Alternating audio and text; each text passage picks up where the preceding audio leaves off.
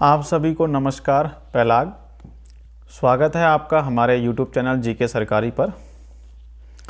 आधुनिक भारत के इतिहास की सीरीज के तहत आज ये छठा वीडियो है। अभी तक हम लोगों ने उत्तरकालीन मुगल सम्राट और नवीन राज्यों का उदय और मराठों का उत्कर्ष, बंगाल, अवध, मैसूर को हम लोग पढ़ चुके हैं। आज हम देखेंगे यूरोपियन कंपनियों का आगमन भारत में। ठीक है, किस तरीके से यूरोपियन कंपनियों का आगमन होता है और किस प्रकार औरंगजेब का तक का जो साम्राज्य था, मुगल एम्पायर था, वो कैसा था। चलिए देखते हैं। तो ये आपका मुगल एम्पायर है। ये 1530 से 1507 तक के समय का है कि इसमें आपको पूरा मुगल साम्राज्य दिखाई देगा आपका ये। ठीक है, इधर बंगाल का एरिया है आपका, इधर ये काबुल का इलाका, ऊपर गजनी, ठीक है, कश्मीर, कांगड़ा, हिमाचल, ये कुमाऊं वाला इलाका, ठीक है, ये अयोध्या। तो इस तरह राजपूताना, ये मारवाड़, ठीक है, मेवाड़, मालवा, ठीक है, ये गोंडवाना का क्षेत्र, गुजरात, कच्छ, सिंध, बलूचिस्तान, ठीक है। तो इस तरह इलाके थे इनके। तो ये बरार हो गया, ये निजाम्स हो गया आपके नीचे ये। ठीक है, तो इस तरह से पूरा ये मुगल साम्राज्य था ये आपका, जो बाद में आते आते ताश को पत्तों की तरह ढह जाता है। ये 1748 में भारत का राजनीतिक हलचल थी। इसमें आपके Bengal, Nawab of Bengal, Maratha empire, Mughal empire, kingdom of Mysore और सिख एम्पायर और यूरोपियन फैक्ट्रियाँ थी। ठीक है, तो ये आपका ऊपर दुर्रानी एम्पायर हो गया।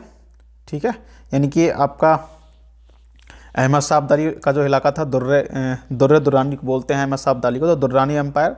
ये इधर लगा हुआ आपका सिख एम्पायर है आपका ये। ठीक है, सिख एम्पायर हो गया।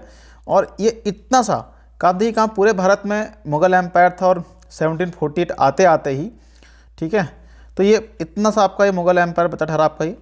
ठीक है, इधर नवाब ऑफ सिंध, इधर नवाब ऑफ अवध, ठीक है, ये थे आपके। और ये आपका मराठा एम्पायर 1716 आते आते पूरे भारत में लगभग फैल चुका होता, पूरा तो नहीं आपका लगभग। ठीक है, और आपका ये पूरा आपका क्या है, आपका ये मराठा एम्पायर हो गया। ये नवाब ऑफ बंगाल, ठीक है, ये निजाम्स डोमिन्स हो गया आपका ये। तो निजाम शाही आपका नीचे की तरफ आपका आ गया ये। और नीचे मैसूर हो गया आपका ये। ठीक है, ये मैसूर का इलाका पूरा आपका। ठीक है, तो चलिए देखते हैं इसको। ये आपका है आपका high tide of the Maratha empire. तो जुलाई 1759 में ये मराठा साम्राज्य, अब देखिए कहाँ से कहाँ तक है, यानी कटक से अटक तक आपका पूरा ठहरा आपका। अटक यानी ये पाकिस्तान में अटक, यानी अफगानिस्तान के सरहद पर, ये लाहौर, ये आपका मुल्तान, यहाँ तक का इलाका इन्होंने कैप्चर कर लिया पूरा। ठीक है, देखिए आप कहाँ से कहाँ तक आपका ये मराठा जो एम्पायर एकदम से कैसे उठा। तो इसलिए ग्रांड डफ ने कहा है मराठों का जो एक उत्कर्ष हुआ एकदम से एक अग्निकांड की भांति हुआ। ठीक है, और फिर एकदम से ताश के पत्ते की तरह भी ढह जाएगा। ठीक है, तो नीचे इसमें आपका कर्नाटक का, तमिलनाडु कुछ इलाका इसमें शामिल था ये। ठीक है, आप ये देख रहे होंगे इस तरह का इलाका जो पूरा ऊपर का है ये। तो सब ये क्या है, मराठा एम्पायर के अधीन है। ठीक है, ये एक सौ विस्तार देख सकते हैं, अटक से कटक तक पूरा ही आपका। ठीक है, ये मराठा एम्पायर हो गया पूरा। और ये आपके हैं पुर्तगाली। ठीक है, पुर्तगाल से आते हैं। और ये नीचे आपका केप ऑफ गुड होप है यहाँ पर ये। ठीक है, यहीं 1497 में आपका बार्थोलोमो डियाज पहुँचता है। उत्मांसा द्वीप इसको बोलते थे, उत्मासा द्वीप पर पहुँचता है आपका वो। ठीक है, जिसको वो उत्मासा द्वीप पर पहुँचता है उसको। ठीक है, और बाद में फिर वास्को डी गामा आता है। ठीक है, कालीकट पहुंचता है आपका वो। चलिए ये आपका इस तरीके से है ये। ठीक है,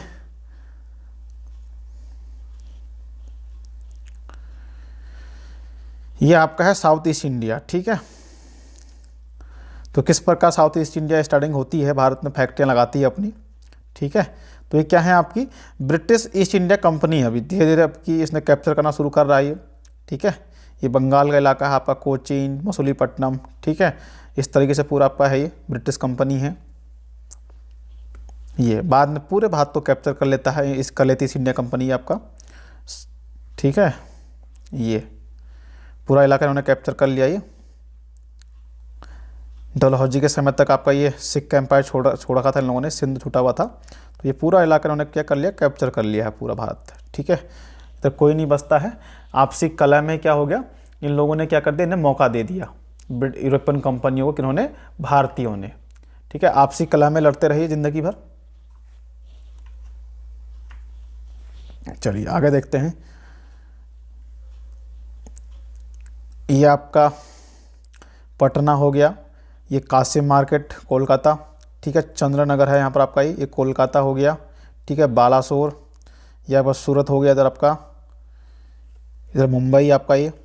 ठीक है, ये यनम ज़िला, मसूलीपट्टनम।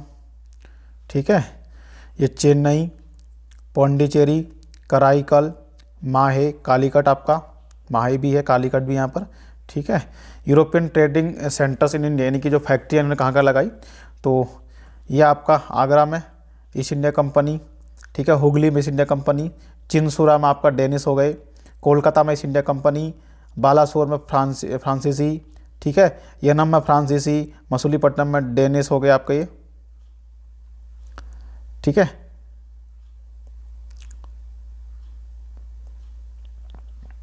सॉरी डच हो गए, डेनिस नहीं है ये। ठीक है, आपके माहे में फ्रांसीसी हैं आपके ये, कालीकट में पुर्तगाली, कोची में पुर्तगाली। ठीक है, गोवा में पुर्तगाली। ठीक है, मुंबई में ईस्ट इंडिया कंपनी हो गई ये, तारापुर में ये आपके पुर्तगाली हैं, दमन में आपके पुर्तगाली, दीव में पुर्तगाली।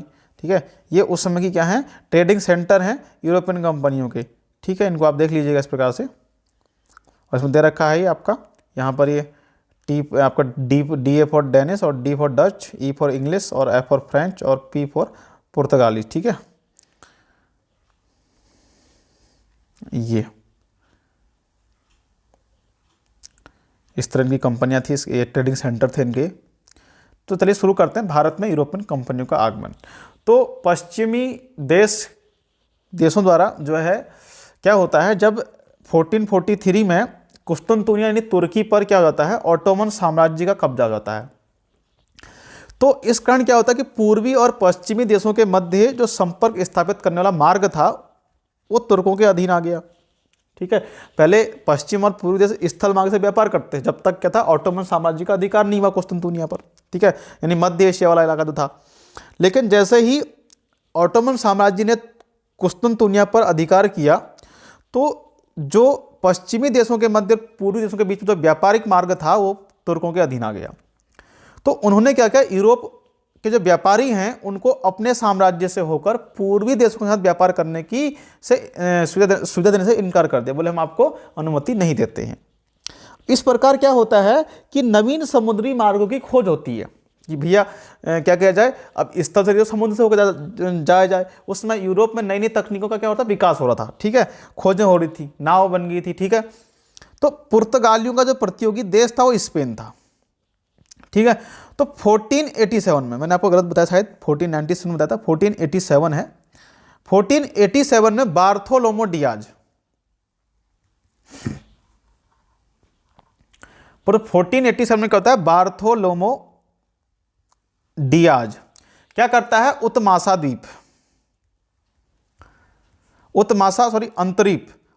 अंतरीप की खोज करता है और उसको नाम देता है तूफानी अंतरीप। क्या नाम देता है, तूफानी अंतरीप नाम देता है। ठीक है, तो 1487 में बार्थोलोमो डियाज उत्मासा अंतरीप पहुंचता है, उसको खोज निकालता है और उसको नाम देता है तूफानी अंतरीप। 1494 में जो स्पेन का निवासी कोलंबस है, ये खोज करने तो निकलता है भारत की, लेकिन पहुंच कहां जाता है, अमेरिका। तो 1494 में खोज कर देता है अमेरिका की, कौन, कोलंबस। कहां का निवासी था, स्पेन का। ठीक है, फिर 1498 में वास्को डी गामा उत्मासा अंतरीप का चक्कर काटकर कहां, भारत पहुंचने में क्या पाता, सफलता पा जाता है। ठीक है, उत्मासा द्वीप पे चक्कर काट रहा होता है, लेकिन भारत आखिरकार पहुंच जाता है। तो भारत में क्या था उस समय, पश्चिम में मालाबार तट पर, ठीक है, भारत में पश्चिमी तट पर, ठीक है, पश्चिम में मालाबार तट पर, मालाबार तट पर कालीकट, कोचीन तथा गुजरात में सूरत, भड़ौच और कैम्बे एक कहते प्रमुख बंदरगाह थे। और इन बंदरगाहों के साथ पश्चिमी देशों के साथ क्या होता था, व्यापार के प्रमुख केंद्र थे ये। तो पश्चिम में मालाबार तट पर कालीकट एवं कोचीन, गुजरात में सूरत, भड़ौच और कैम्बे कहते प्रमुख बंदरगाह थे जिनसे पश्चिमी देशों के साथ व्यापार किया जाता था। ठीक है।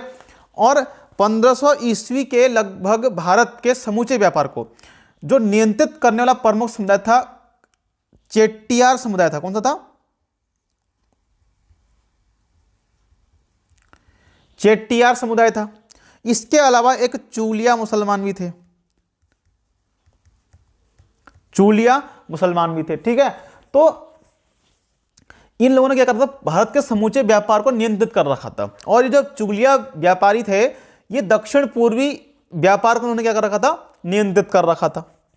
ठीक है।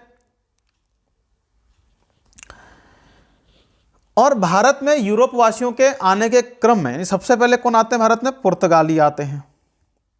ठीक है। इसके बाद आपके डच आते हैं, फिर आपके अंग्रेज आएंगे, फिर आएंगे डेनिश आएंगे, फिर अंत में आएंगे फ्रांसीसी। ठीक है। तो सबसे पहले पुर्तगाली, फिर डच, फिर अंग्रेज, फिर डेनिश, फिर फ्रांसीसी। ठीक है। तो पुर्तगाली, डच, अंग्रेज, डेनिश और फिर फ्रांसीसी। तो PA, PDA, DF। ठीक है। इस तरह आप इसको याद कर लीजिएगा। तो पुर्तगाली, डच, अंग्रेज, डेनिश और फ्रांसीसी। तो फ्रांसीसी सबसे अंत में आते हैं और पुर्तगाली सबसे पहले भारत में आते हैं। ठीक है।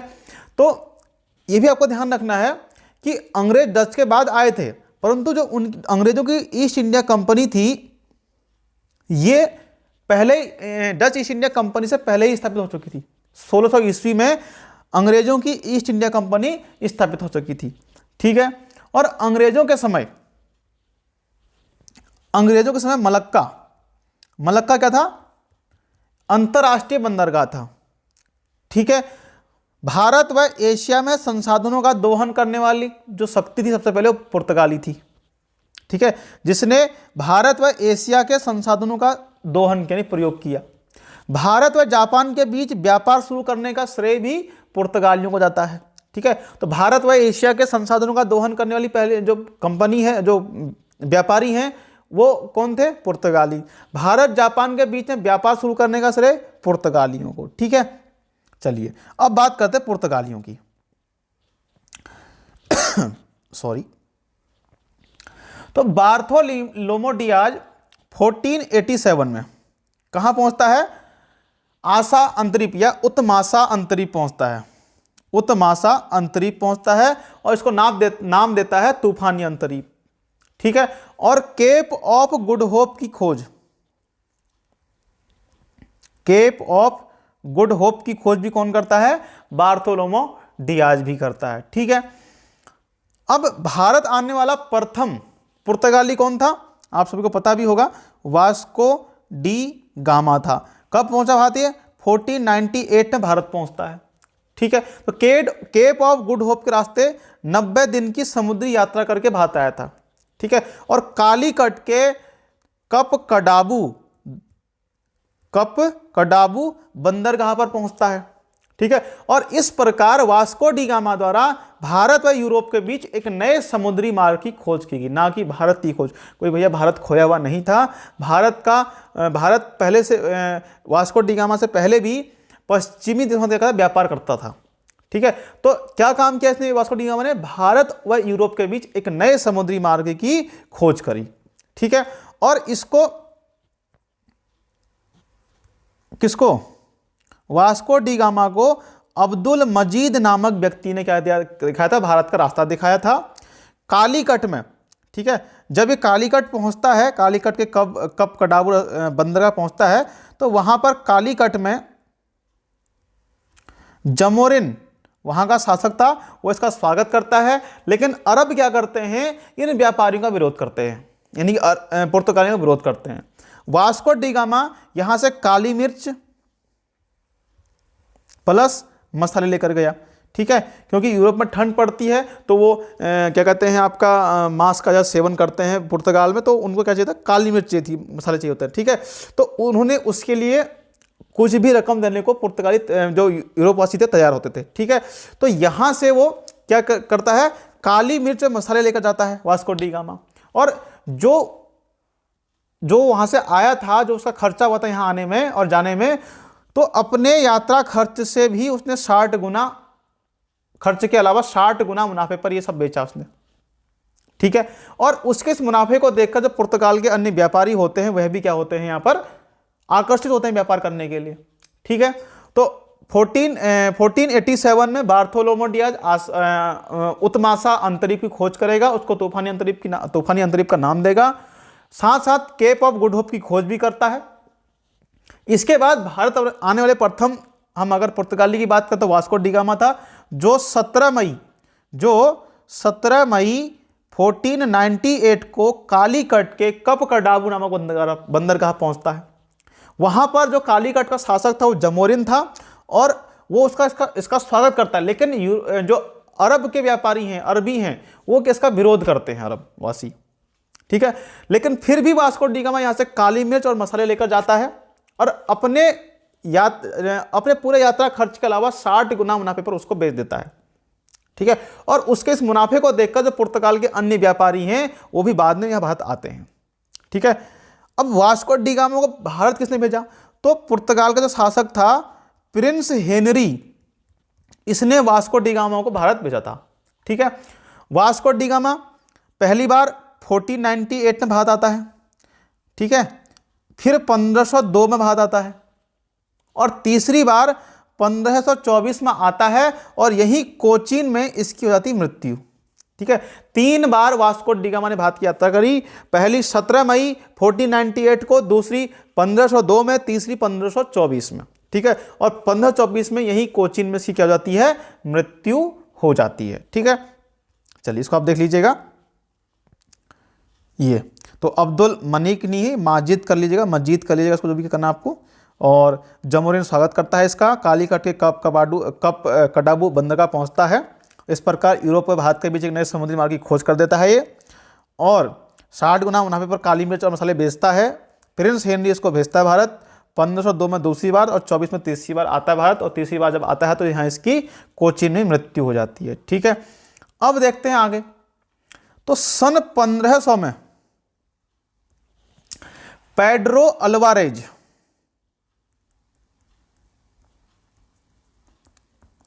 के नेतृत्व में एक द्वितीय पुर्तगाली अभियान भारत भेजा गया। तो पेड्रो अल्वारेज के नेतृत्व में 1500 ईस्वी में एक दूसरा पुर्तगाली अभियान भारत भेजा गया, और ये क्या करता है, 13 जहाज लेकर कालीकट पहुंचता है, और कैब्राल, तो इसका पूरा नाम है पेड्रो अल्वारेज कैब्राल, इसका पूरा नाम है। तो इसने क्या किया, अरबों को हरा दिया, और उनके जहाजों को जमोरिन को भेंट कर दिया कि साहब अब हमारा कोई भी यहाँ पर विरोधी नहीं रहा, इनको हमने हरा दिया है, यानी प्रतिद्वंदियों को हमने समाप्त कर दिया है, और उनके जहाजों को पकड़कर किसको सौंप दिया, जमोरिन को सौंप दिया इसने। ठीक है, और सन 1501 में क्या होता है, जो पुर्तगाल का शासक है मैनुअल प्रथम, ये क्या करता है, अरब, फारस व भारत के साथ व्यापार का स्वयं को मालिक घोषित कर देता है। ठीक है, अब क्या भैया मैं ही मालिक हूं, और वाणिज्य के प्रधान की उपाधि धारण कर लेता है, वाणिज्य का प्रधान बन जाता है। ठीक है, तो अरब, फारस और भारत के व्यापार के साथ क्या कर लेता है, स्वयं को मालिक घोषित कर डालता है। कौन, पुर्तगाल का शासक मैनुअल प्रथम, कब, 1501 में, और उपाधि धारण करता है वाणिज्य के प्रधान की। ठीक है, अब जब कैब्राल आता है यहां पर, तो क्या काम करता है वो, कोचीन में कुन्नूर के राजाओं से मिलता है, कोचीन और कुन्नूर के राजाओं से मुलाकात करता है। कौन, कैब्राल, पेड्रो अल्वारेज कैब्राल का पूरा नाम है। द्वितीय पुर्तगाली अभियान इसी के नेतृत्व में भारत भेजा जाता है। 13 जहाज लेकर आता है भारत, और अरबों को हराता है, जमोरिन को पकड़कर उन जहाजों को भेंट कर देता है। पुर्तगाल के शासक मैनुअल प्रथम ने 1501 में अरब, फारस व भारत के व्यापार का स्वयं को मालिक घोषित कर लिया और वाणिज्य के प्रधान की उपाधि धारण कर ली। बाद में Pedro Alvares Cabral Cochin Coonoor का राजा से मिलता है। अब इसी के साथ क्या होता है, सन 1502 में अलबुकर्क क्या करता है, भारत आता है। कौन, अलबुकर्क, ठीक है। और सन 1503 में पुर्तगालियों ने अपनी पहली व्यापारिक कोठी, इसे कोठी कह दो आप, फैक्ट्री कह दो, किला कह दो, कुछ भी कह दो, ठीक है, गोदाम भी कहते हैं कहीं, ठीक है। तो पुर्तगालियों ने अपनी पहली व्यापारिक कोठी कोचीन में और 1505 में दूसरी व्यापारिक कोठी कहाँ खोली, कुन्नूर में खोली, ठीक है। इनकी दो व्यापारिक कोठियां हो गई, 1503 में कोचीन में और 1505 में कुन्नूर में उन्होंने अपनी कोठियां स्थापित करी, ठीक है। और सन 1505 में फ्रांसिस्को डी अल्मीडा,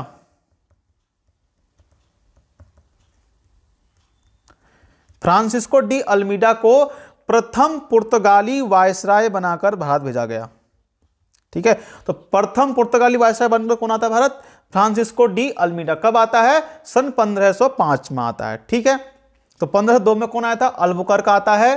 1503 में इन्होंने अपनी पहली कोठी, व्यापारिक कोठी कोचीन में, 1505 में दूसरी व्यापारिक कोठी कुन्नूर में स्थापित करी और 1505 में फ्रांसिस्को डी अल्मीडा को भारत में प्रथम पुर्तगाली वायसराय बनाकर भेजा गया, ठीक है।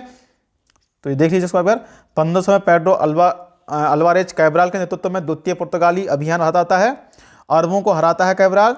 और 1501 में मैनुअल प्रथम खुद को अरब, फारस, भारत का क्या कर लेता है, स्वयं को व्यापार का मालिक घोषित कर लेता है और वाणिज्य के प्रधान की उपाधि धारण करता है, ठीक है। कैब्राल कोचीन कुन्नूर के राजा से मिलता है। 2 में अलबुकर्क भारत आता है। 3 में पुर्तगालियों ने अपनी पहली व्यापारिक कोठी कोचीन में, 5 में दूसरी व्यापारिक कोठी कुन्नूर में स्थापित करी, ठीक है। और 5 में फ्रांसिस्को डी अल्मीडा को प्रथम पुर्तगाली वायसराय बनाकर भारत भेजा गया, ठीक है। चलिए आगे बढ़ते हैं। अब बात करते हैं फ्रांसिस्को डी अल्मीडा की। फ्रांसिस्को डी अल्मीडा पुर्तगालियों का भारत में क्या था, पहला वायसराय था। अब इसको ब्लू वाटर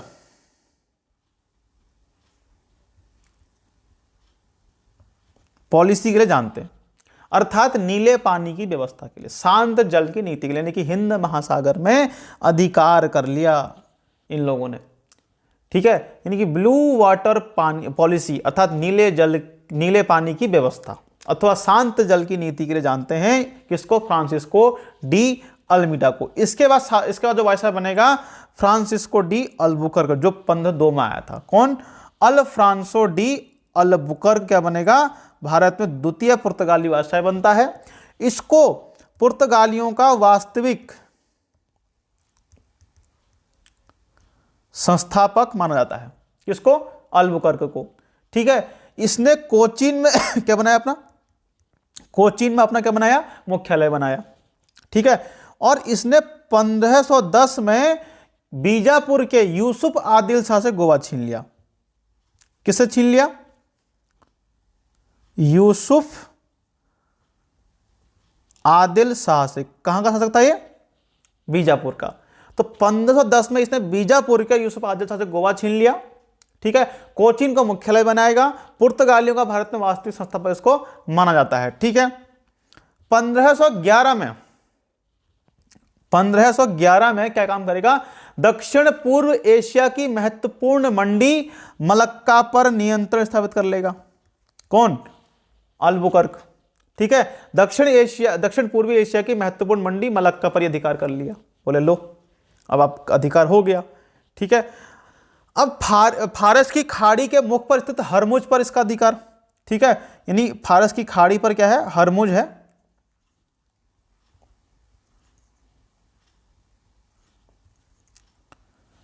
फारस की खाड़ी के मुख पर स्थित हरमुज पर उसका अधिकार का होगा 1515 में कर लेता है हरमुज पर अधिकार, ठीक है।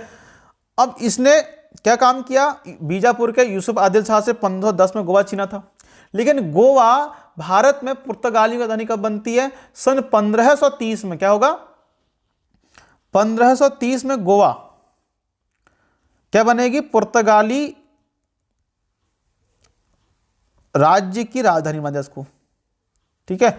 सन 1530 में गोवा को पुर्तगाली राज्य की राजधानी बना दिया गया, ठीक है। और उस समय जो गोवा था वो घोड़ों के आयात के लिए प्रसिद्ध था, ठीक है। किसके लिए प्रसिद्ध था? घोड़ों के आयात के लिए प्रसिद्ध था। अल्बुकर्क ने क्या काम किया? भारतीयों को अपनी सेना में भर्ती किया, मंदिरों व मस्जिदों को तोड़वाया, सती प्रथा पर रोक लगाई। यहां पर यह इंपॉर्टेंट है कि सती प्रथा पर रोक लगाई, तो इस कारण अल्बुकर्क को राजा राम मोहन राय का पूर्वगामी माना जाता है, ठीक है। सती प्रथा पर रोक लगाई, भारतीयों को अपनी सेना में भर्ती किया, और सती प्रथा पर रोक लगाने के कारण इसको अल्बुकर्क को राजा राम मोहन राय का पूर्वगामी माना जाता है, ठीक है। और ये क्या करना, इसका एक सपना यह था कि भारत में पुर्तगाली बस्ती बसाई, ठीक है। इसलिए इसने अपने देश के लोगों को क्या कहा कि भारतीय स्त्रियों से विवाह करो, और वैवाहिक संबंध भी लोगों ने स्थापित किए भारतीय महिलाओं से, और इसकी मृत्यु गोवा में ही हो गई और उसे गोवा में दफना दिया गया, ठीक है। तो क्या काम किया इसने? पुर्तगालियों का वास्तविक संस्थापक है, कोचीन को मुख्यालय बनाएगा, 10 में बीजापुर के यूसुफ आदिल शाह से गोवा छीन लेगा, 1511 में मलक्का पर नियंत्रण कर लेगा, और बाद में 1515 में हरमुज पर अधिकार कर लेगा, 1530 में गोवा पुर्तगाली राज्य की राजधानी बनेगी, ठीक है। और भारतीयों को अपनी सेना में भर्ती किया, सती प्रथा पर इसने प्रतिबंध लगाया, इस कारण राजा राम मोहन राय का पूर्वगामी इसको माना जाता है। अपने देश के लोगों से क्या कहा इसने कि भारतीय स्त्री से विवाह करो, और उनसे वैवाहिक संबंध इन्होंने स्थापित किए। इसकी मृत्यु गोवा में हो गई, इसे गोवा में ही दफना दिया गया बाद में, ठीक हो गया। इतना समझ में आ गया आपको। इसके आता है नीनू डी कुन्हा, 1529 से 1538 तक के वायसराय रहा भारत में। इसी ने क्या काम किया? 1530 में गोवा को राजधानी बनाया। किसने बनाया? नीनू डी कुन्हा ने। और मुगल दरबार में जाने वाला प्रथम विदेशी व्यापारी था ये, ठीक है। मुगल दरबार में जाने वाला प्रथम विदेशी व्यापारी था, और ये बाबर के समय गया था, और बाबर नाम है, इसका नाम क्या मिलता है? अनवर नाम मिलता है, अनवर, ठीक है। तो मुगल दरबार में जाने वाला प्रथम पुर्तगाली नीनू डी कुन्हा बाबर के समय गया था, और बाबर नाम में इसका नाम मिलता है अनवर। इसने और क्या काम किए? इसने दीव पर 1535 में, दमन पर बाद में, ये तो नहीं करेगा, 1559 में अधिकार कर लिया, ठीक है।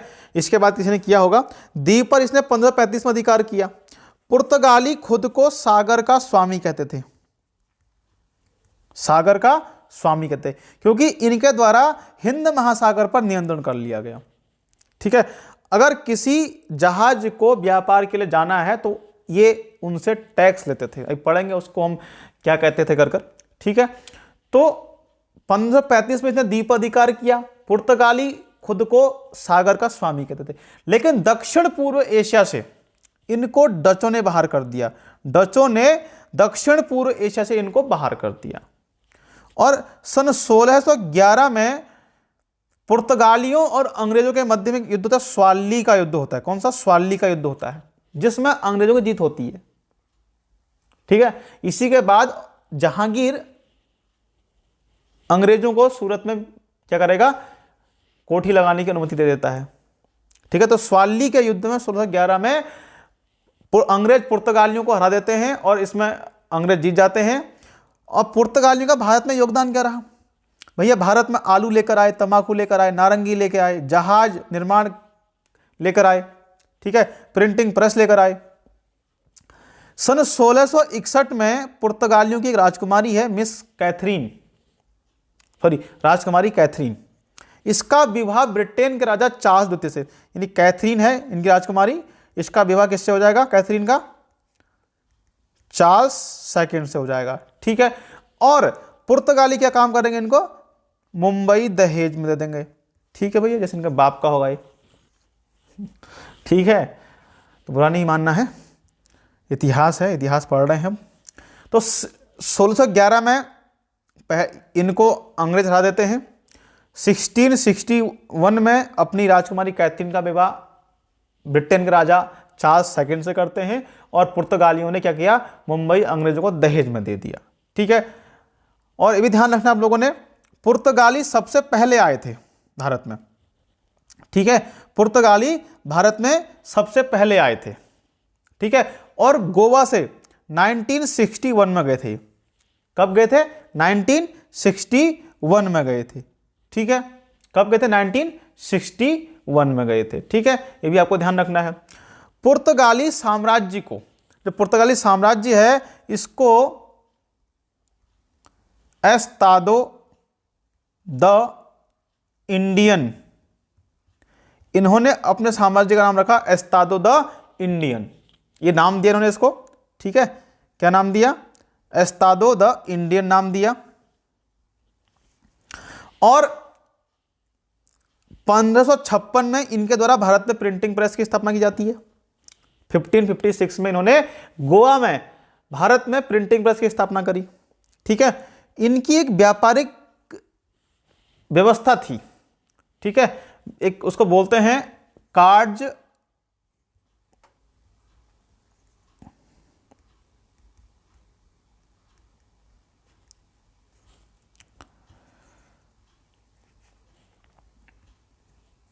आर्मेडा काफिला व्यवस्था।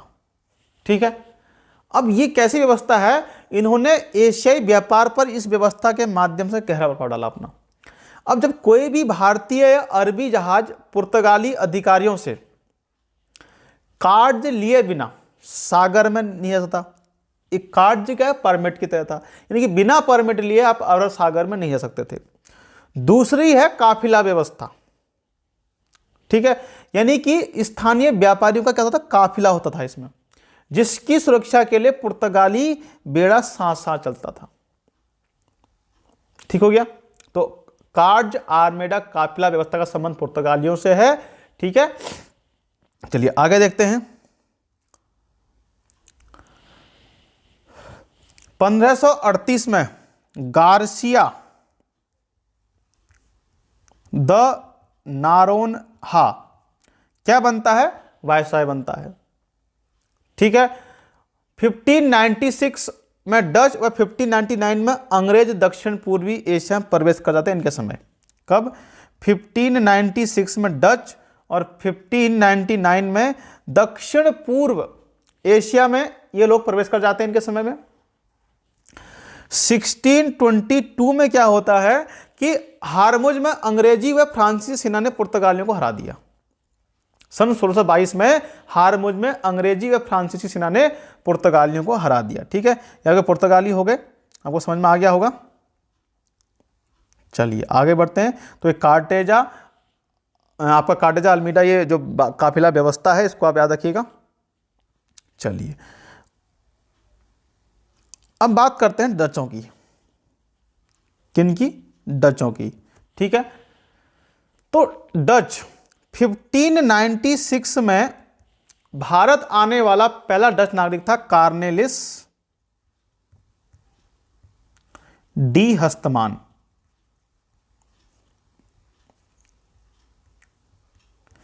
भारत आने वाला प्रथम जो डच नागरिक है वो कार्नेलिस डी हस्तमान है।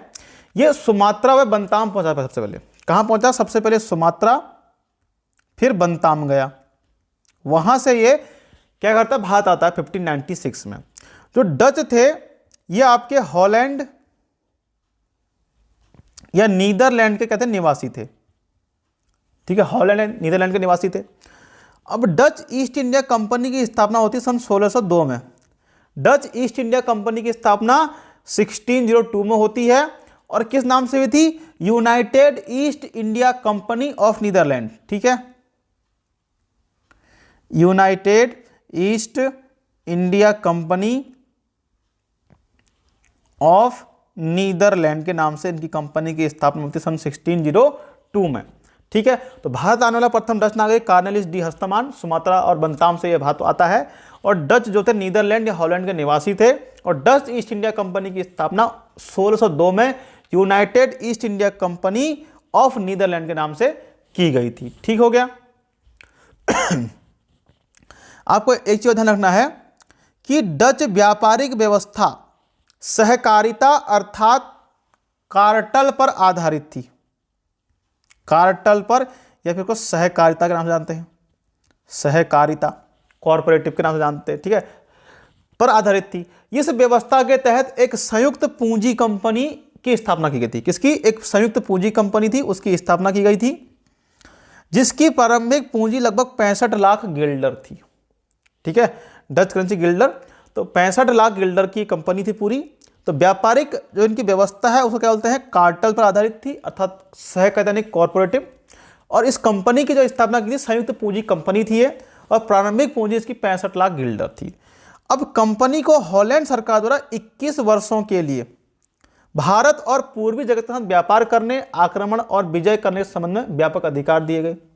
और डच 1605 से 1825 तक इस भारतीय उपमहाद्वीप में रहे। 1605 से 1825 तक डच क्या रहे, भारतीय उपमहाद्वीप में रहे। डचों ने अपनी पहली व्यापारिक कोठी 1605 में कहां स्थापित करी, मसूलीपट्टनम, इसको मछलीपट्टनम भी कहा जाता है, आंध्र प्रदेश में स्थित है। ठीक है, वहां पर स्थापित करी। यहां से ये नील का निर्यात करते थे, किसका नील का। और इन्होंने यहां पर सोने के सिक्के, पैगोडा भी बनाए। ठीक है, सोने के सिक्के, पैगोडा। डचों की दूसरी व्यापारिक कंपनी, डचों की दूसरी व्यापारिक कोठी 1610 यानी कि 1610 में कहां स्थापित करी, पुलिकट में। यह भी आपका कहां है, आंध्र प्रदेश में। तो पहली कोठी 1605 से मसूलीपट्टनम, दूसरी कोठी 1610 में पुलिकट में स्थापित करी। ठीक है, और 1690 तक इनकी कोठी कहां पर रही, आपकी पुलिकट में ही रही। ठीक है, कहां रही, पुलिकट में रही। ठीक है, और इन्होंने 1616 में सूरत में अपनी फैक्ट्री स्थापित करी। कहां करी, सूरत में। 1605 में मसूलीपट्टनम और 1610 में इन्होंने कहां स्थापित करी, अपनी पुलिकट में। ठीक है, और 1616 में सूरत पर स्थापित करी।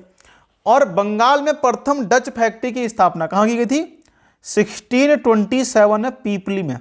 प्रथम डच फैक्ट्री बंगाल में कहां खोली गई, पीपली में। कब खोली गई, 1627 में। ठीक है, इन्होंने सबसे पहले कहां अपने स्थापित किया, सबसे पहले इन्होंने अपने कोरोमंडल तट पर स्थापित किया। कहां किया, कोरोमंडल के तट पर स्थापित किया, जहां पुलिकट उनका प्रारंभिक क्या था, उपनिवेश था। तो इनका जो प्रारंभिक उपनिवेश कहां था, पुलिकट में। ठीक है, चलिए इसको देखते हैं एक बार। चलिए, 21 वर्षों के लिए इनको अधिकार पत्र दिया गया था हॉलैंड सरकार द्वारा। 1605 से 25 तक भारतीय महाद्वीप में रहे। पहली व्यापारिक कोठी मसूलीपट्टनम, आंध्र प्रदेश 1605 में स्थापित करी। मसूलीपट्टनम में ये से नील का निर्यात करते थे। मसूलीपट्टनम में सोने के सिक्के, पैगोडा बनाए। 1610 में दूसरी व्यापारिक कोठी पुलिकट में स्थापित करी। और 1690 तक डचों की मुख्य व्यापारिक कोठी पुलिकट रही थी।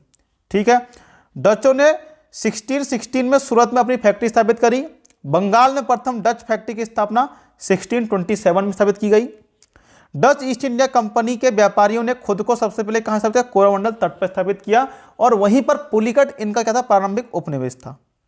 ठीक है, चिनसुरा के डच किले को गुस्तवुस फोर्ट के नाम से जानते हैं। तो चिनसुरा में जो डचों का किला था उसको गुस्तउस फोर्ट के नाम से जानते थे।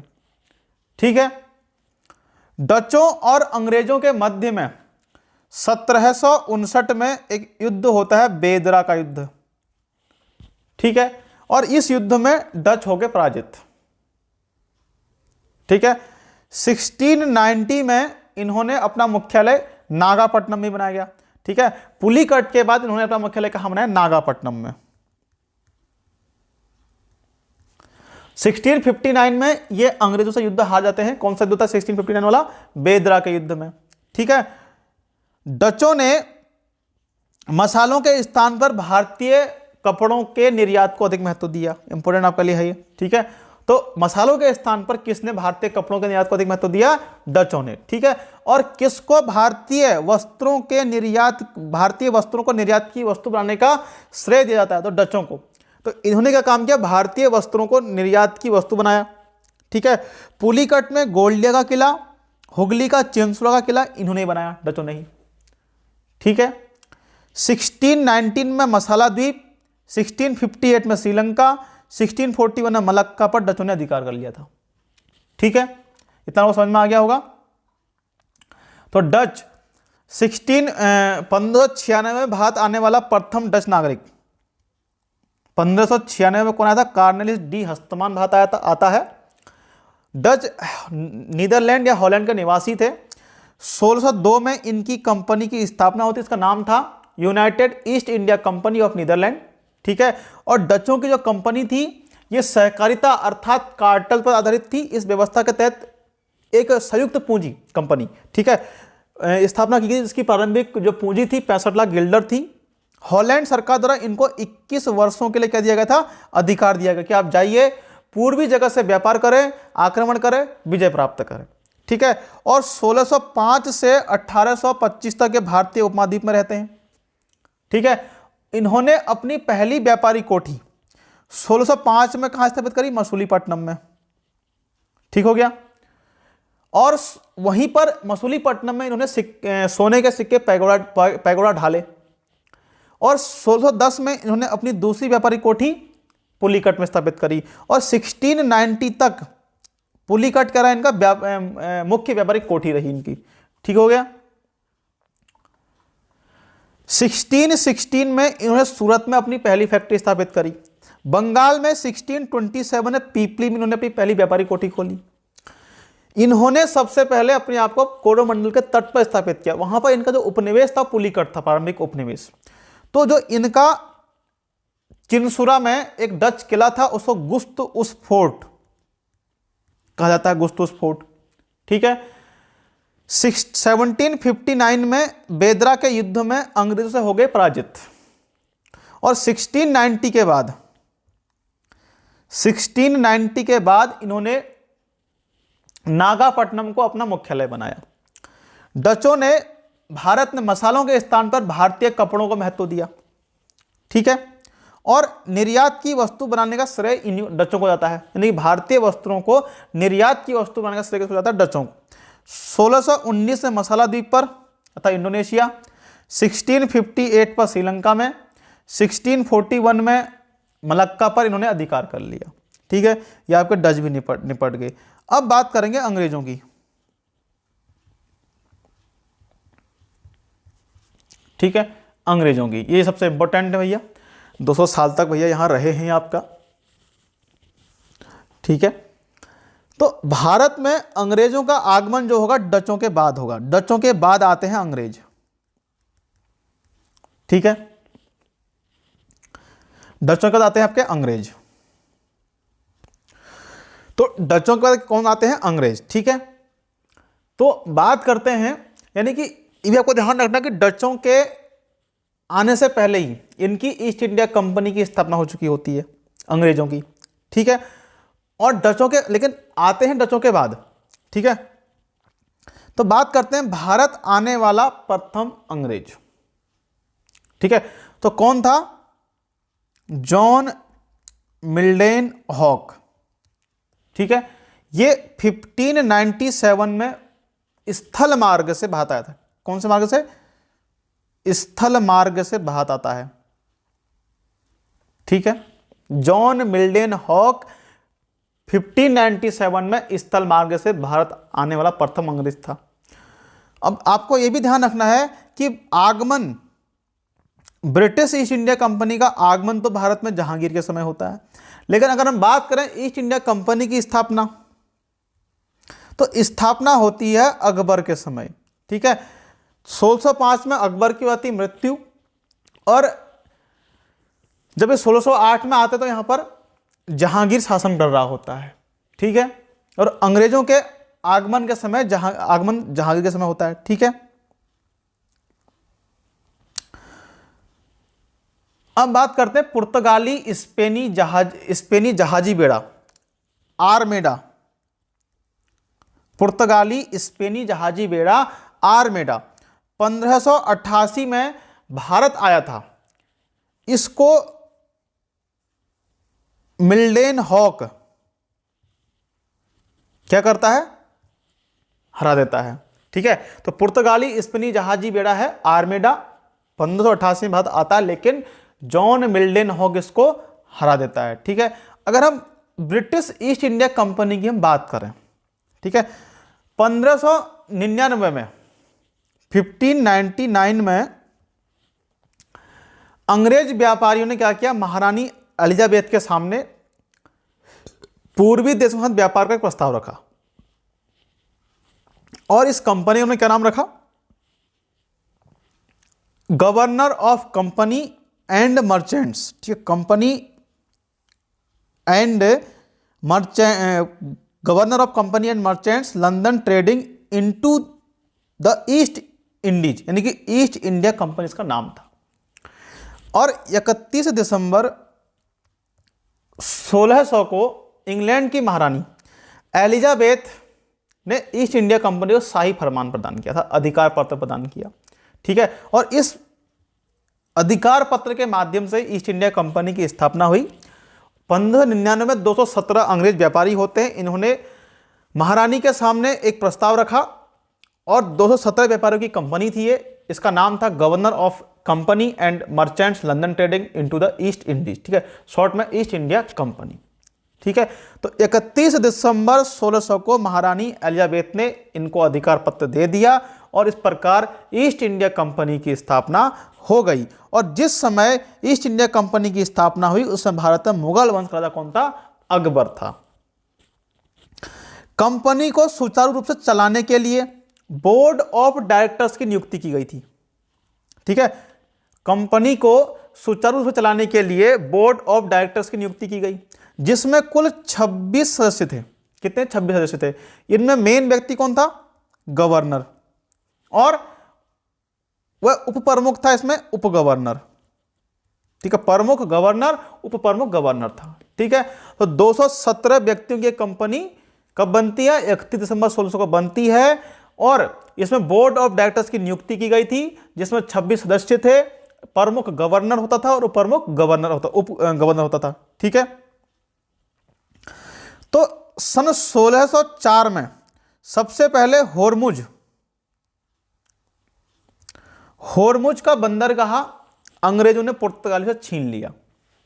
ठीक है, क्योंकि ये दक्षिण पूर्व एशिया में प्रवेश कर चुके थे, वहीं पर उन्होंने क्या काम किया? होर्मुज का बंदरगाह पुर्तगाल से छीन लिया। भारत आने वाला पहला जहाज था रेड ड्रैगन। कौन सा था? रेड ड्रैगन था। ठीक हो गया। अब जो ये 217 लोगों की कंपनी है, इस कंपनी में जो पहला गवर्नर था वो था आपका टॉमस स्मिथ था। कौन था? टॉमस स्मिथ इस कंपनी का पहला गवर्नर था। ठीक है, ये भी हमको ध्यान रखना है। 217 लोगों की कंपनी थी और बोर्ड ऑफ डायरेक्टर्स में 26 सदस्य थे, जिसमें मेन था गवर्नर और उप गवर्नर। तो पहला गवर्नर कौन था इस कंपनी का? टॉमस स्मिथ था। अब बात करते हैं मुगल दरबार में जाने वाले अंग्रेजों की। अब क्या होता है? तो 1608 में एक व्यक्ति आता है, captain Hawkins. Captain Hawkins James प्रथम का राजदूत था। जेम्स प्रथम का राजदूत था। उसने इसको एक लेटर दिया था अकबर के नाम से, लेकिन ये भारत पहुंचा 1608 में। तब तक यहां पर अकबर की मृत्यु हो चुकी होती है। अब ये जहांगीर से लेता है अनुमति, लेकिन जहांगीर इसको दे देता है अनुमति, देता है, लेकिन फिर वही पुर्तगाली करते हैं विरोध और औरंगजेब इस अनुमति को रद्द कर देता है। अब अंग्रेज भी चालाकी खेलते हैं। वो क्या करते हैं? 1611 में पुर्तगालियों को स्वाली नामक स्थान पर हरा देते हैं। अब जहांगीर सोचता है कि साहब इनका भी कोई बाप है, पुर्तगालियों से कोई बड़ा आ गया है, तो बाद में फिर इनको अनुमति दे देता है बाद में। ठीक है, तो समझ गया आप। तो प्रथम जो अंग्रेज था जो मुगल दरबार में गया, कैप्टन हॉकिंस था। जेम्स प्रथम के राजदूत के रूप में 1608 में जहांगीर के दरबार में गया था। वहां वह जहांगीर से अनुमति लेता है, लेकिन जहांगीर दे देता है, लेकिन बाद में पुर्तगाली दबाव के कारण अनुमति रद्द कर देता है। कैप्टन हॉकिंस अकबर के नाम से संदेश लेके आया था। तुर्की फारसी का अच्छा ज्ञाता था। इसको जहांगीर ने इंग्लिश खान की उपाधि दी थी। किसकी? इंग्लिश खान की उपाधि दे रखी थी। ठीक है, तो 1608 में कैप्टन हॉकिंस आता है, जहांगीर के दरबार में पहुंचता है, इसको इंग्लिश खान की उपाधि देता है। ठीक है, तुर्की फारसी का अच्छा ज्ञाता था, अकबर के नाम से लेटर लेके आया था, जेम्स प्रथम ने इसको भेजा था। ठीक है, और जो कैप्टन हॉकिंस था ये हेक्टर नामक जहाज से भारत आया था। कौन से जहाज से? हेक्टर नामक जहाज से भारत आया था, जो कहां पहुंचा था? सूरत बंदरगाह पहुंचा था। कहां पर पहुंचा था? सूरत बंदरगाह पहुंचा था। ठीक है।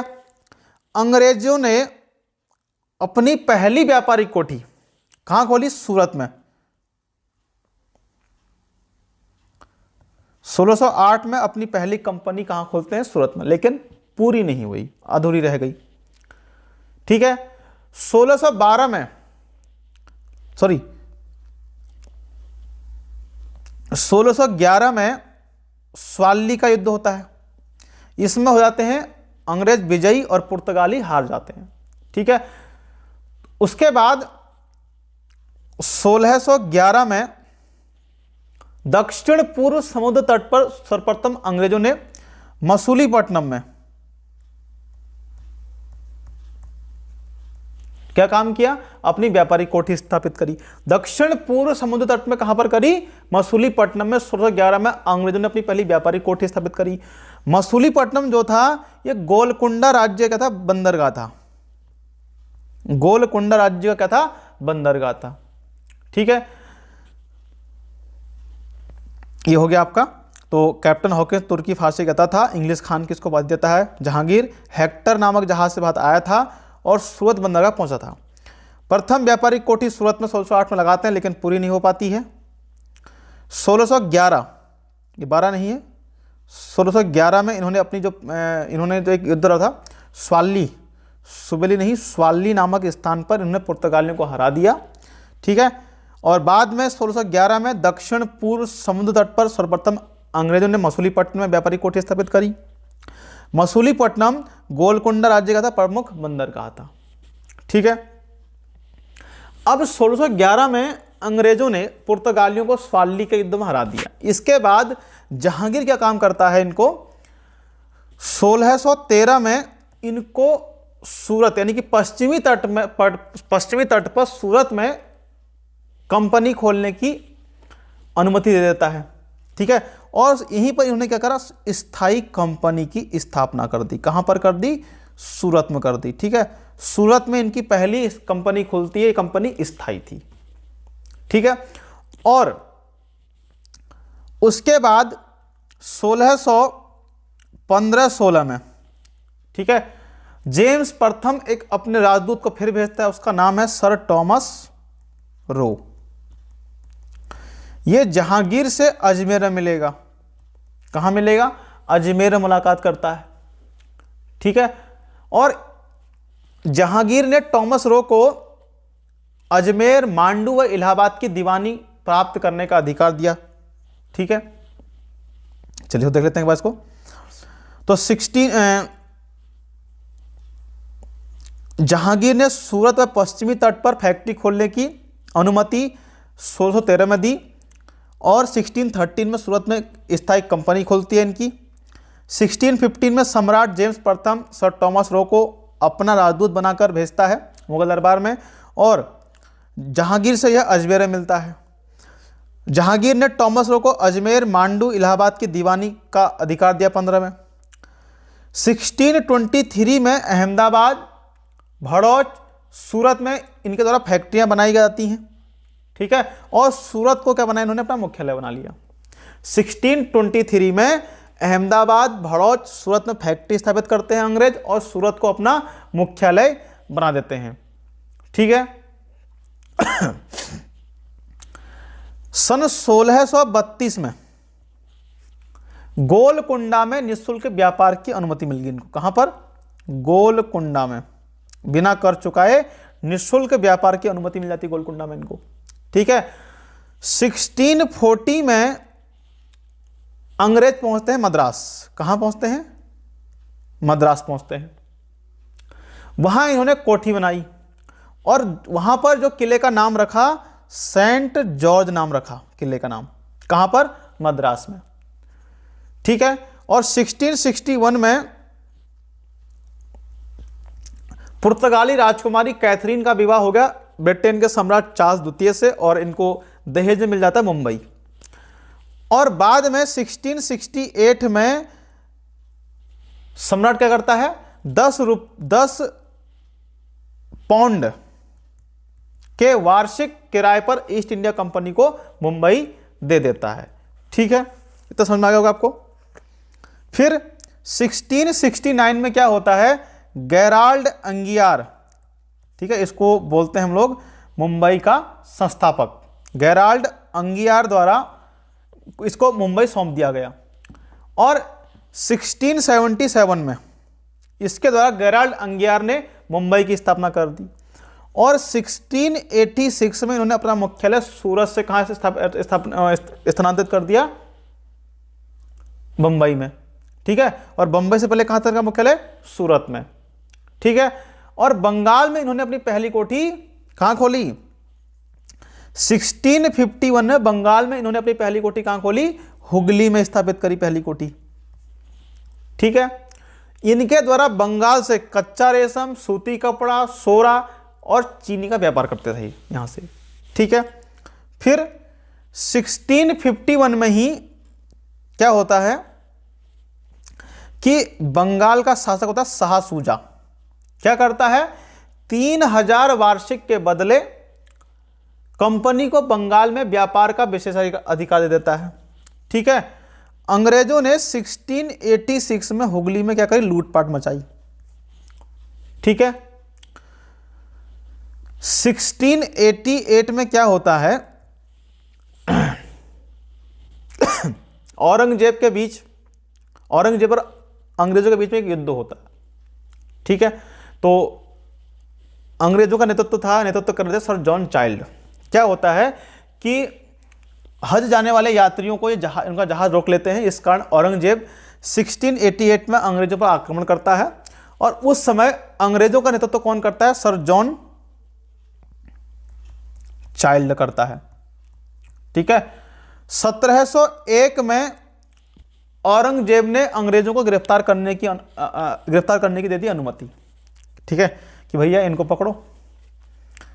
ठीक है, तो हमारे सिर पर नाचने लग गए। चलिए फिर आपको रिकॉल मार देता हूं आपको मैं। 1623 में अहमदाबाद, भड़ौस, सूरत में फैक्ट्री लगाते हैं और सूरत को बनाते हैं मुख्यालय। 1632 में गोलकुंडा में निःशुल्क व्यापार की इनको अनुमति मिल जाती है।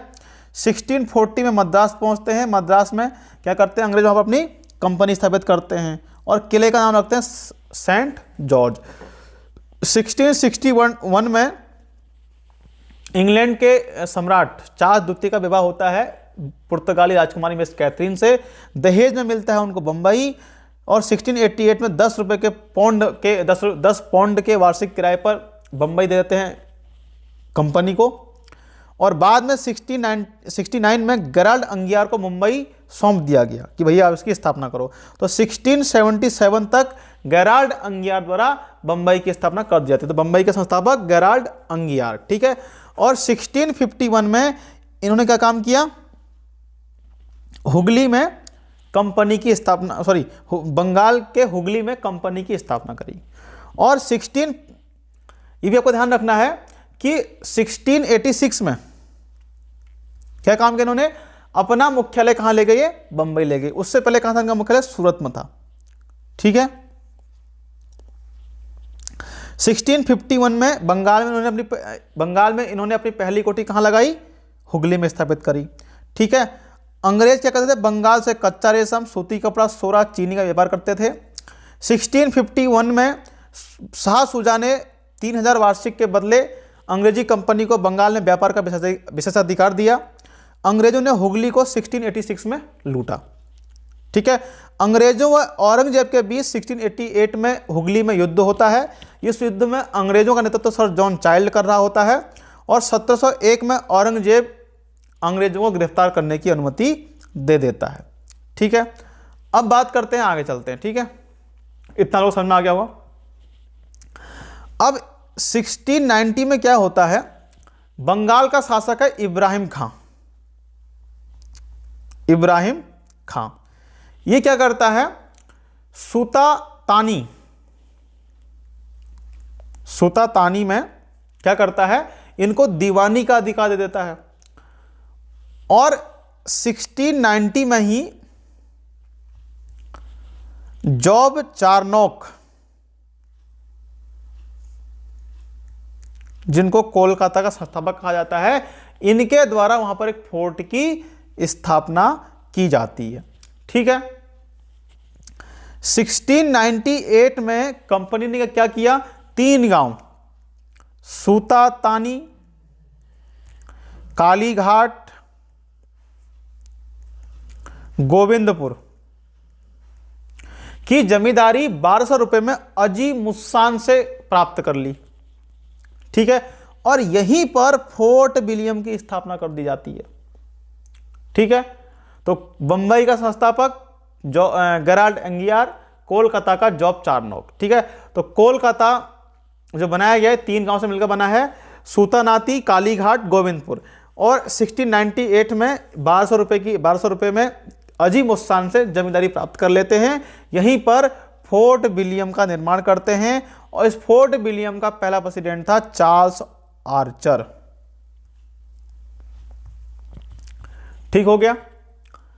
कालांतर में ये सूतानाती, कालीघाट, गोविंदपुर ही क्या कहलाया, कोलकाता नगर कहलाया। इसकी नींव 1690 में किसने रखी थी, जॉब चार्नोक ने रखी थी। ठीक हो गया। फिर चलिए इसको रिकॉर्ड कर देते हैं। तो 1690 में बंगाल के शासक इब्राहिम खान ने सूतानाती में दीवानी का अधिकार दिया और 1690 में सूतानाती में जॉब चार्नोक के नेतृत्व में फोर्ट की स्थापना। 1698 में कंपनी ने 3 गांव सूतानाती, कालीघाट, गोविंदपुर की जमींदारी 1200 रुपए में अजी मुस्सान को भुगतान कर प्राप्त की और यहां पर फोर्ट विलियम की स्थापना करी। और सर चार्ल्स आर्चर को इस नगर का इसका जो है पहला, इस फोर्ट का पहला प्रेसिडेंट बनाया गया। कालांतर में ही कलकत्ता नगर कहलाया, जिसकी नींव जॉब चार्नोक ने 1690 में रखी थी। भारत में बनने वाली पहली प्रेसिडेंसी कोलकाता थी, जिसको सन 1700 में बनाया गया। ठीक है। सन 1717 में जॉन सरमन नामक एक अंग्रेज अधिकारी होता है। ठीक है। और अपने साथ एक डॉक्टर है, डॉक्टर विलियम हैमिल्टन को लेके जाता है। कहां पर, फर्रुखसियर के दरबार में।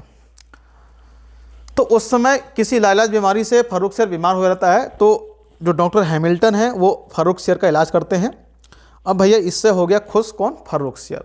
अंग्रेजों को बंगाल में मुक्त व्यापार का आदेश देता है, सुनहरा फरमान जारी करता है।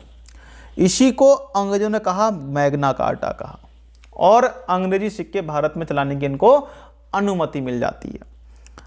अंग्रेजों का कोलकाता में बनने वाला पहला गवर्नर था विलियम हेजेज। कौन था भैया, विलियम। ठीक है। तो समझ में आ गया। 1717 में जॉन सरमन नामक एक अंग्रेज अधिकारी होता है, जिसके साथ में डॉक्टर विलियम हैमिल्टन भी होते हैं।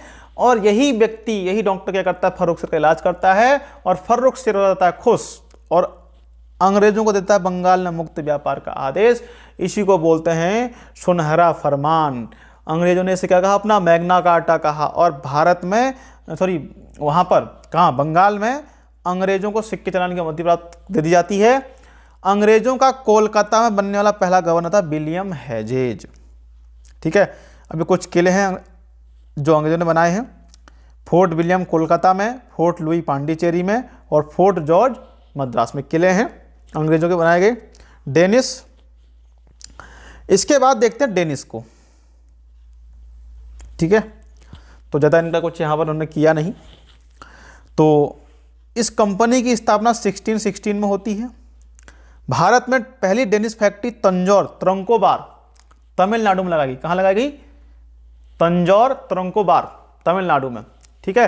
कोलकाता में गए थे श्रीरामपुर में। ये कब गए थे, 1755 में। वहाँ मुख्यालय बनाते कहाँ पर, श्रीरामपुर कोलकाता में। 1854 में चले सारी कंपनियां बेच देते हैं, बोले हम जा रहे हैं यहाँ से, गए कहीं को नहीं, चीन चले जाते हैं। ठीक है। कि यहाँ भैया बड़ी प्रतिस्पर्धा है। ठीक है। जैसे आप लोग देखते हैं भैया कि उत्तराखंड में स्पर्धा, आप कहीं यूपी का फॉर्म भर देते हैं या सेंटर का फॉर्म भर देते हैं। तो ऐसे डेनिस ने भी कहा, देखा कि यहाँ प्रतिस्पर्धा बहुत है, तो सारी कंपनियां अंग्रेजों को बेचकर चले गए। ठीक है। तो डेनिस ईस्ट इंडिया कंपनी की स्थापना 1616 में होती है। पहली फैक्ट्री तंजौर अर्थात त्रंकोबार तमिलनाडु में लगाते हैं और डेनिस में कोलकाता के निकट श्रीरामपुर में 1755 में अपने मुख्यालय की स्थापना करते हैं। 54 में सारी कंपनियां बेचकर चले जाते हैं। अब बात करेंगे इनमें अंतिम है फ्रांसीसी। ठीक है, सबसे बाद में आते हैं फ्रांसीसी भारत के अंदर। ठीक है, इनका जो मुख्यालय था वो कहाँ था, पांडिचेरी में था। ठीक है, और पांडिचेरी को फ्रांसीसी सभ्यता की खिड़की कहा जाता था। ठीक है, तो लुई 14वें का एक वित्त मंत्री हुआ कॉलबर्ट। कौन हुआ, कॉलबर्ट। इसने क्या किया, 1664 में एक फ्रेंच ईस्ट इंडिया कंपनी, जिसका नाम है द कंपोजिट डेस इंडिस ओरिएंटल कंपनी की स्थापना करी। ठीक है, तो लुई 14वें के वित्त मंत्री कॉलबर्ट द्वारा 1664 में French east India company the कंपोजिट डेस इंडिस ओरिएंटल की स्थापना की गई। ठीक है, 1667 में क्या होता है कि फ्रांसिस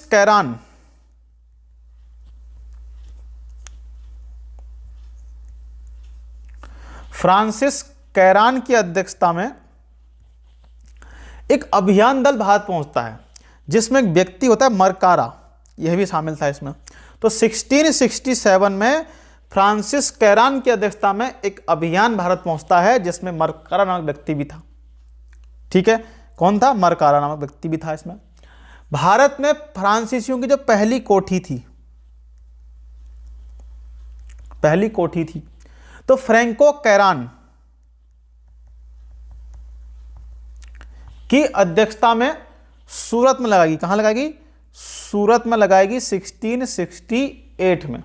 ठीक है, तो 1667 में फ्रांसिस कैरान की अध्यक्षता में दल आता है भारत, जिसमें मरकारा नामक व्यक्ति भी होता है। और भारत में फ्रांसीसियों की पहली कोठी फ्रैंको कैरान के द्वारा कहां लगाएगी, सूरत में। कब लगाई गई, 1668 में लगाई। ठीक है, तो 1667 में फ्रांसिस कैरान की अध्यक्षता में एक दल आता है भारत, जिसमें मरकारा नामक व्यक्ति भी है। इनकी पहली कोठी फ्रैंको कैरान के द्वारा कहां लगाई, सूरत में। कब लगाई, 1668 में लगाई गई। ठीक हो गया।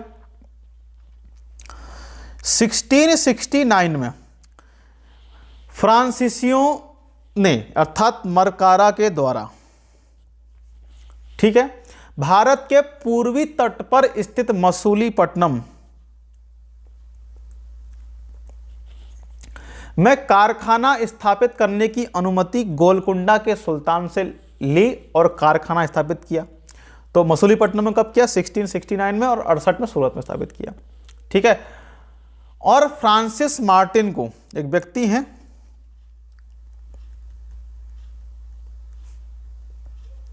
फ्रांसिस मार्टिन, इनको सूरत व मसूलीपट्टनम की बस्तियों का उत्तरदायित्व दिया गया। 1672 में एडमिरल डे ने गोलकुंडा के सुल्तान से सैन थोमे छीन लिया। सैन थोमे नामक स्थान छीन लिया। किसने छीन लिया, एडमिरल डे ने छीन लिया। ठीक है, 1673 में फ्रैंको मार्टिन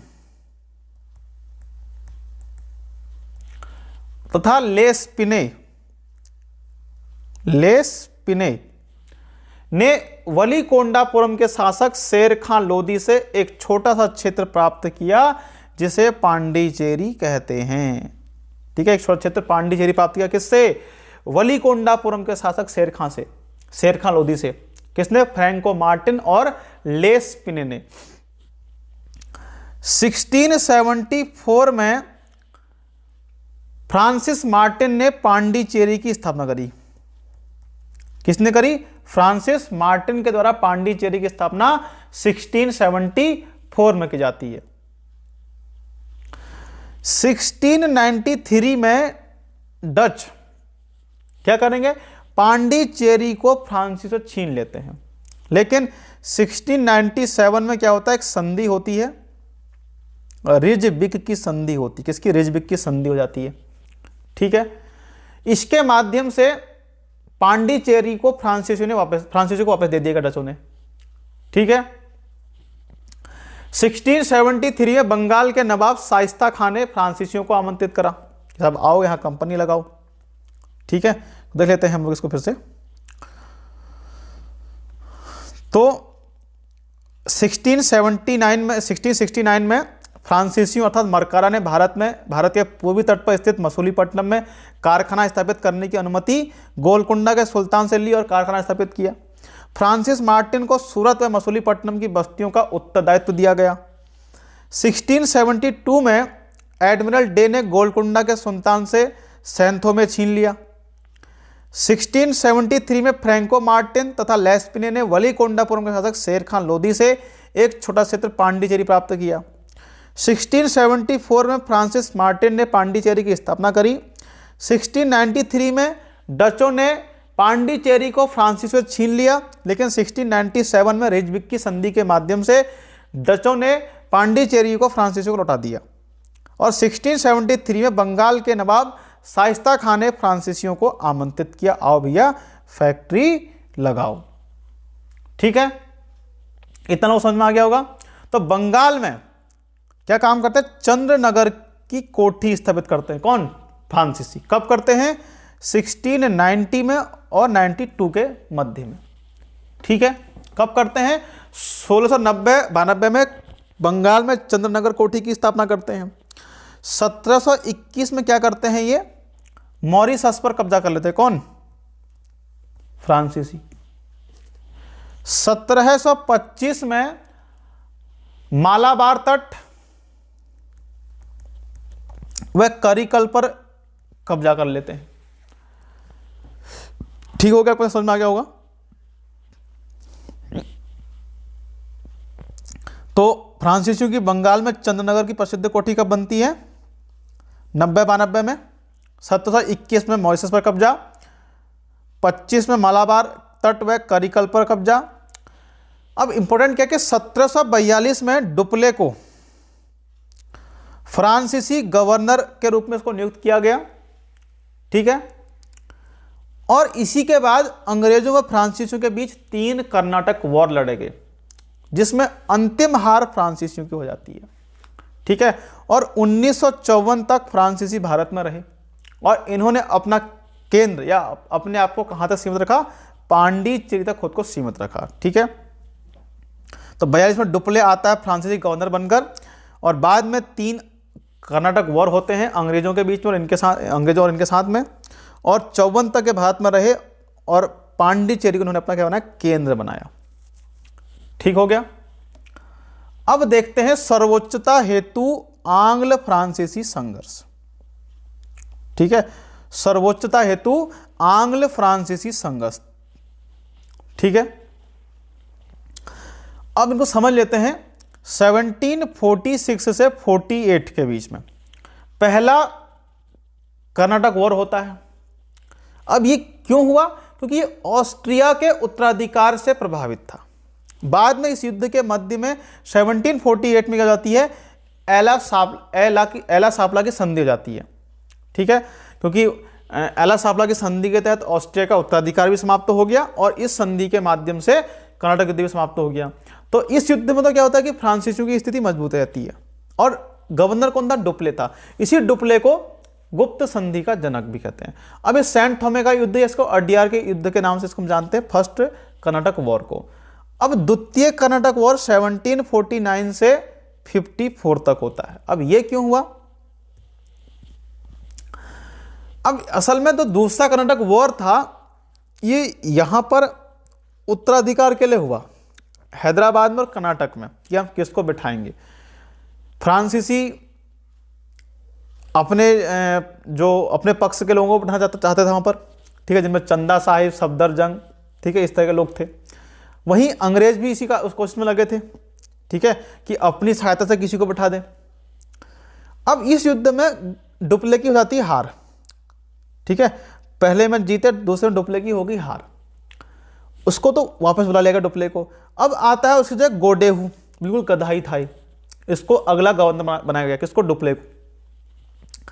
अब जो दूसरा कर्नाटक वॉर है जो 49 से 54 तक हुआ, इसमें पांडिचेरी की संधि से खत्म हो गया। ठीक है, और इसको अंबूर के युद्ध के नाम से जानते हैं। तीसरे कर्नाटक वॉर की हम बात करें, ये 1756 से 63 के बीच में तक होगा। ठीक है, अब ये क्यों हुआ? तो 1756 में शुरू हुए एक सप्तवर्षीय युद्ध अंश था। ठीक है, यूरोप में भैया वहाँ वो लड़ रहे हैं आपस में, तो यहाँ भी लड़ लिए। और 63 में 1763 में पेरिस की संधि से आपका ये तीसरा कर्नाटक वॉर भी समाप्त हो जाता है। और इसी युद्ध के बीच में 1760 में एक वांडी वास्का वॉर भी होता है। इस वॉर में अंग्रेजी सेना का नेतृत्व कर रहा था आयरकूट। ठीक है, अब ये जो वांडी वास्का युद्ध था, इसने ही क्या कर दिया, निर्णायक युद्ध बना, इसे निर्णायक मोड़ पर ले आए, क्योंकि फ्रांसीसियों का निर्णायक युद्ध था वांडी वास्का, क्योंकि फ्रांसीसी बुरी तरह हार गए वांडी वास्का युद्ध में। और 63 में पेरिस की संधि द्वारा अंग्रेजों ने चंद्रनगर को छोड़कर शेष अन्य प्रदेशों को फ्रांसीसियों को लौटा दिया, जो 1949 तक अंग्रेजों के कब्जे, फ्रांसीसियों के कब्जे में रहे। ठीक हो गया, चलिए इनको देख लेते हैं फटाफट से। तो प्रथम कर्नाटक वॉर 1746 से 48 तक हुआ। ऑस्ट्रिया के उत्तराधिकार से प्रभावित था। 48 में एला-साबला की संधि हो जाती है, और ऑस्ट्रिया का उत्तराधिकार भी खत्म हो जाता है, और इस संधि के माध्यम के तहत ही कर्नाटक युद्ध समाप्त हो जाता है। इस युद्ध में फ्रांसीसी की स्थिति मजबूत रही, और फ्रांसीसी गवर्नर डुप्ले था, जिसे गुप्त संधि का जनक कहा जाता है। इस युद्ध को सेंट थोमे का युद्ध या अडियार के युद्ध के नाम से भी इसको हम जानते हैं। ठीक है, अब बात करें द्वितीय कर्नाटक वॉर की, तो द्वितीय कर्नाटक वॉर 1749 से 54 में हुआ। इस युद्ध में फ्रांसीसी गवर्नर डुप्ले की हार हो जाती है, उसे वापस बुला लिया गया, उसकी जगह पर गोडेहू को गवर्नर बनाकर भेजा भारत, लेकिन ये बिल्कुल गधा था। यह युद्ध पांडिचेरी के युद्ध से खत्म हो गया, इसको अंबूर के युद्ध के नाम से भी जानते हैं। तीसरा कर्नाटक वॉर ये 1756 से 63 के बीच में हुआ, और 1756 में शुरू हुए सप्तवर्षीय युद्ध का एक अंश था। 1763 में पेरिस की संधि के द्वारा यह युद्ध भी समाप्त हो जाता है। इस युद्ध के मध्य में एक वांडी वास्का युद्ध 1760 में लड़ा गया, और अंग्रेजों की सेना ने सर आयरकूट के नेतृत्व में युद्ध लड़ा, जो फ्रांसीसियों के दृष्टिकोण से महत्वपूर्ण था। इस युद्ध में फ्रांसीसी बुरी तरह हार गए। 1763 में पेरिस की संधि के द्वारा अंग्रेजों ने चंद्रनगर को छोड़कर शेष सभी क्षेत्र इनको लौटा दिए, और जो 49 तक इनके कब्जे में रहे। कर्नाटक के तृतीय युद्ध में अंग्रेजी सेना का नेतृत्व सर आयरकूट कर रहा था। ठीक है, ये यूरोपियन कंपनियों की स्थापना है। पुर्तगाली ईस्ट इंडिया कंपनी 1498 में होती है इसकी स्थापना। ईस्ट इंडिया कंपनी की सन 1600 में, डचों की 1602 में, डेनिश की 1616 में, और फ्रांसीसियों की 1664 में। एक स्वीडिश कंपनी भी है, इसकी स्थापना 1731 में होती है। ठीक है, इसका कोई ज़्यादा यहाँ पर इंपॉर्टेंट है नहीं, इसलिए इसको बारे में कुछ बताया नहीं गया है। चलिए, अगर आपको वीडियो पसंद आई हो तो लाइक, शेयर और सब्सक्राइब जरूर कर दें, और जो आप यहाँ तैयारी कर रहे हैं उनको भी वीडियो शेयर कर दीजिएगा। चलिए, धन्यवाद।